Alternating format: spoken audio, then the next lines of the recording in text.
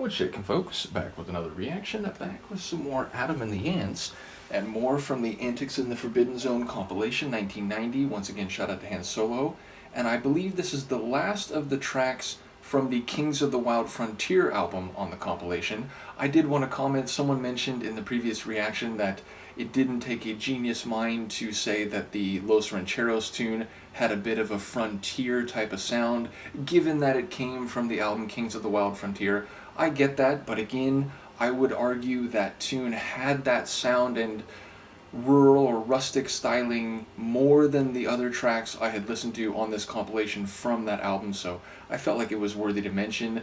Either way, I don't know if this track, Killer in the Home, will have a similar frontier western type of sound, though I would suggest that the title points less in that direction, or at least does not suggest it as readily as a title like Los Rancheros. But yes, Killer in the Home, it sounds like that classic phrase, oh, the call is coming from inside the house. The idea that there is danger at home, which in many respects is the last place you would expect it, or at least that you would want to find danger, because a home is where you're supposed to feel safe, where you're protected, literally by walls, but also by geographical ownership from the outside world, from things that are hostile and unknown. So a killer in the home sounds especially threatening because it's at a place where we're supposed to feel comfortable.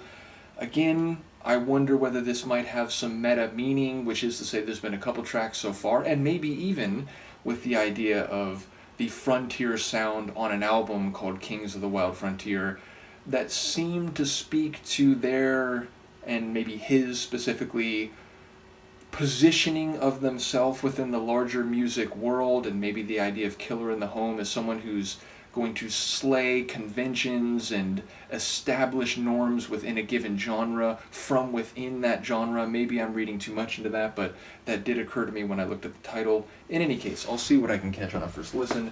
This is Adam and the Ants. The track is Killer in the Home, originally from Kings of the Wild Frontier, but heard here as part of the Antics in the Forbidden Zone compilation.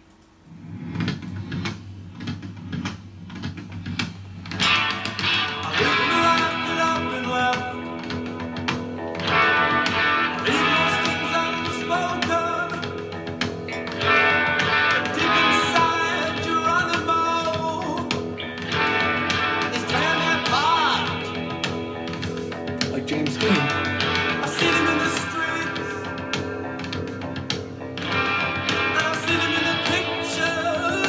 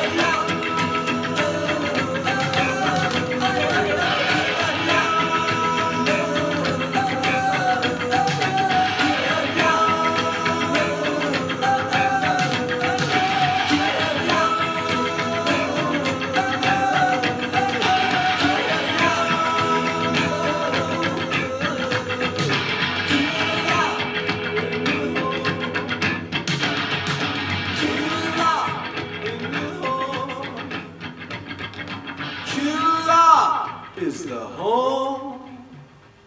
Is the home?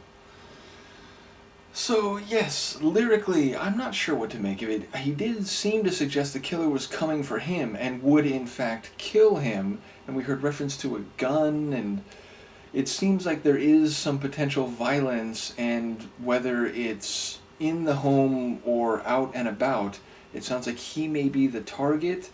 But I do wonder whether some of the snippets that I caught are, again, functioning on multiple levels, if not overtly metaphorical. Sonically, though, it does have a bit of that frontier western type of feel, but mixed with some other styling. Certainly we have more tribal style drumming, and those vocals, especially those, they're not even like proper lines, they're more vocalizations done in a sort of tribal style. We hear reference to Geronimo as well. But also there was what's the right word? There was an eccentricity to the composition in terms of it seemingly breaking down a couple times and then roaring back to life and getting fuller. And as I said, mixing a bit of a rural frontier rock type of sound with a dissonance. There was that, long running dissonant, I think, guitar chord.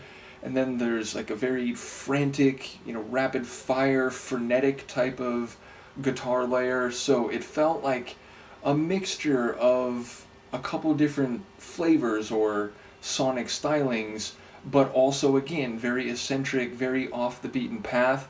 So yes, whether or not this has any meta-thematic relevance, I do think there's a suggestion that the killer is visceral or in some way within, which again, that line at the end where it seemed to switch to killer is the home, that could suggest maybe, again, the killer's actually himself, or at least some emotion or personality within the home, which, the body is the home of the soul, or the home relative to all that is external. I wonder whether there could be some, philosophical phrasing here, but I didn't catch all the lines, and ultimately I was sort of transfixed by the tribal style vocals and the, it wasn't quite like yodeling, but it was a repetitive and almost like animalistic style tribal vocals. So yes, fascinated by the styling, still trying to get a sense for the craziness that is Adam Ant and Adam and the Ants. Again, going into this musical journey, shout out once again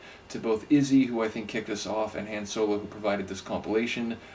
I was aware of this name and a little bit of the reputation that he was sort of a weird artist who made music that was unlike most other groups or acts at the time, but I never had any direct knowledge of that. It was, again, mostly just a reputational understanding. So to hear some of this and to get a sense for why they were different, which is interesting because there's been a few people who've commented that at first they were very into him and it was something fresh and new, and it was, something hot on the music scene that was different from what a lot of other people were doing. But a few people who've said that have also said that as the albums or years wore on, that sort of faded and he lost whatever cachet he had in that regard. Now, surely that won't be an opinion shared by everyone who likes his music, but yes, I have noticed that a couple folks have commented that there was a window where he was really unique and doing something special, and then beyond that, maybe the luster came off of it a little bit. But I'm enjoying what I've heard so far, looking forward to more. Once again, shout out to Mr. Solo for sharing the compilation. Let me know what you think. I will see you next time. Peace.